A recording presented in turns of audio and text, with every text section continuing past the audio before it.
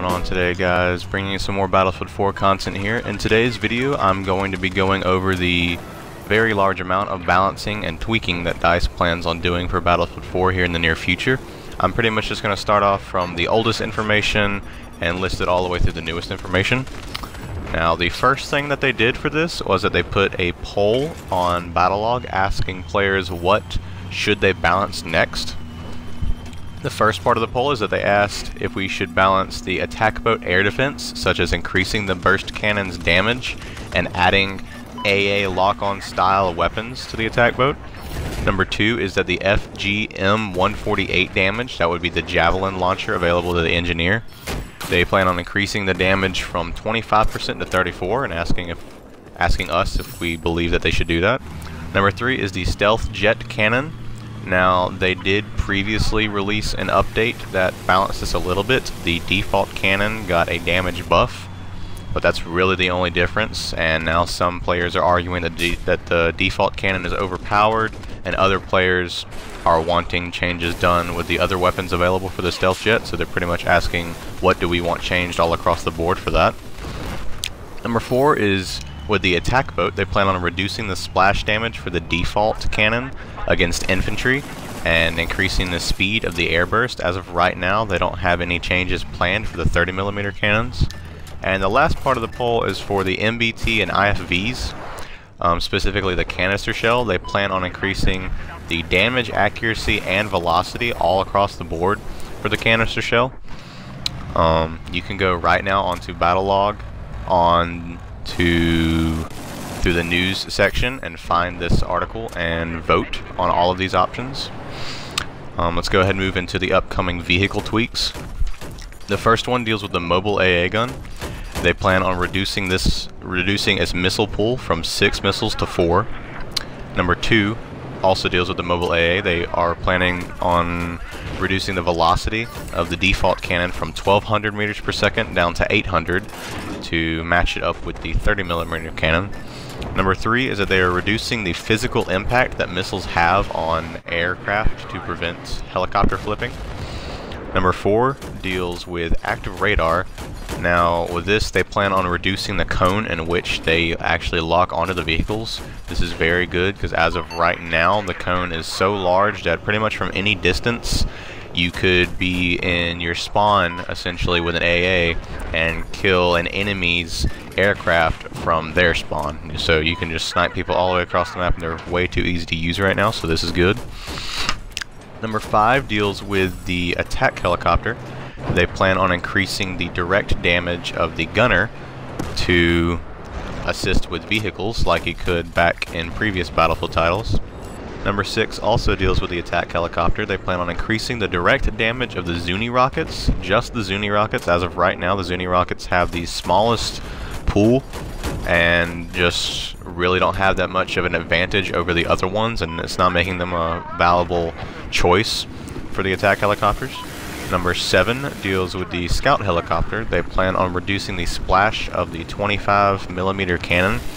Now, originally the 25mm cannon was designed as an anti-vehicle weapon that could do armor piercing and have damage against the heavier armored vehicles, but with a clear disadvantage against infantry. However, because of the splash damage, that's not the case. The 25mm cannons are actually more useful against infantry than the regular cannons are, and that is not the way that it was intended to be put into the game, so they're fixing that. Next up on the list, they are reducing the intelligence of the MBT Law. That is a launcher available for the engineer class. Basically what that is, it kind of works like active protection, in which it has an area of effect that it will auto-lock onto vehicles. They're reducing the range of that. Next up, they have fixed an issue where active protection and the MP APS did not stop 12-gauge frag rounds. I'm not sure why that's in the vehicle-specific tweaks. Next up, they have reduced the range that the M2 slams can have maximum damage against vehicles from 6 meters to 3 meters. And finally on the vehicle list, they have reduced damage of the staff shell for heavy tanks by 25%. On to upcoming soldier tweaks. Number 1, DMRs. As we know, for January 30th patch, the DMR balance has already been put into place. Number 2, the pump action shotguns are getting an increase in aim down sight accuracy while on the move by 50%. as far as carbines go. All they're really doing with that is that they're reducing the long-range damage of the MTAR.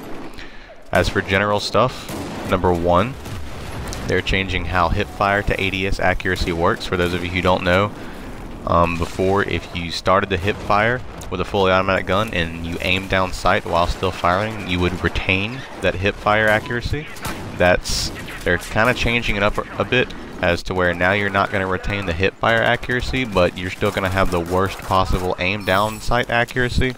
Pretty much all this means is that before, if you were shooting and then you aimed in, your accuracy was terrible, and now if you're shooting and then aim in, your accuracy is going to be slightly less terrible. That's pretty much all that means. Number 2, they have the heavy barrel accuracy bonus is now been added to while the player is on the move. Number 3, they are synchronizing the sniper accuracy with animation so that players don't need to wait extra time to get full accuracy. Pretty much what that means is that before, if you did consistent follow-up shots, for some reason your accuracy would just suffer tremendously. They're changing that. Upcoming pistol tweaks, they are increasing the aimed accuracy of the M1911. Number 2, they're increasing the close range damage of the M1911, QSZ92, FN57, CZ75, and Compact 45 before it took too many shots to take down a player who was wearing body armor. So that's getting fixed. Number 3, the CZ75 long range damage has been increased. Number 4, they are reducing the delay for the M412 Rex and 44 Magnum between the time that it takes to pull the trigger and when the gun actually fires. They're reducing that. Number 5, they're increasing the magazine size of the QSZ92 to 20 rounds and reducing the recoil to give it a distinct difference to the FN57. And finally on the pistol list, they are correcting an accuracy error with the Compact 45 when before, for some reason, if you were crouched or prone with the Compact 45, you had an accuracy penalty. So that's getting fixed. Moving on to the upcoming grenade tweaks, they are increasing the number of M84 flashbang and hand flares a player can carry by 1. They are also increasing the effect of flashbang duration from 4 to 5 seconds and increasing the range at which players feel the full effect. Number 3, they're increasing the damage of the RGO impact grenades from 67 to 80 and reducing the range of the explosion. Number 4, they are reducing the audio and visual effect of the V40 mini grenades and decreasing its maximum damage from 80 to 60, as well as decreasing the range of the explosion. Last up on the list is something that DICE has dubbed items being monitored. Number 1 is the TV missiles. Players have suggested that they should one-hit kill on aerial vehicles. DICE doesn't feel this change is needed. Number 2, players have suggested that snipers and 12-gauge slugs should penetrate body armor. DICE says that that is the point of body armor and doesn't feel that these weapons should do that. If players want that, then they should use the flechette rounds. Number 3, players have suggested the ACE-23 is overpowered. DICE does not agree with that. Number 4, below radar is not a plan right now. It's been a hot topic, but they don't plan on adding anything until they see how this next balancing works out for the aircraft. Next up on the list, players have been asking about having the longer range scopes for DMRs like they could back in Battlefield 3. DICE says that they have tested this thoroughly and does not believe that it fits the class, so that's a no-go. Number 6, DICE is currently happy with the countermeasure amount and reload speed for the countermeasures with aerial vehicles, and there's no changes planned for that. Number 7, the mobile AA is currently too powerful against the AC-130, and there's no changes planned for its damage against infantry. Number 9, as most of you know, the G36C carbine has been tragically nerfed from Battlefield 3, and DICE sadly does not plan on changing it anytime soon. As for the final part of this long and dramatic list, attack helicopter maneuverability is a very hot topic. Things like adding below radar, increasing how quick the attack helicopter moves in general, and other things of that nature. But yeah guys, that is the entire list, or list of lists that DICE plans on doing with Battlefield 4 here in the next month or so. I'm very excited to see how it turns out.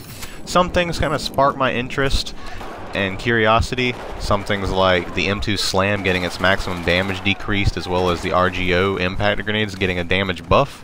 Those kind of confuse me, as well as things that I wished I would see but aren't happening, such as the G36C isn't getting a buff back to its state in Battlefield 3. Some things I would like to see are things like below radar. I would like to see, personally, the damage on the transport helicopter miniguns increased. Just against infantry, I feel like it would be a more viable vehicle at that point. I mean, I understand it's a transport vehicle, but still. Mainly with helicopters, that's what I'm interested to see, because as of right now, there's just, the countermeasures take so long to reload and there's so few of them. Maybe add the gunner countermeasures back, or add something like below radar like we had back in Battlefield 3, where if you were close to the ground, then certain launchers couldn't lock onto you. As of right now, I feel like helicopters, especially attack helicopters, are just a bit underpowered. I mean, it's an aerial vehicle. You should be afraid when you see it, as of where right now you see a helicopter flying down and it's probably flying low and you're like, hey, free RPG kill. But yeah guys, that's about it for today's video. You can check out this entire list of lists on the Battlefield main website under news. Feel free to leave a like and comment if you enjoyed, and thank you for watching. I'll see you guys in the next one.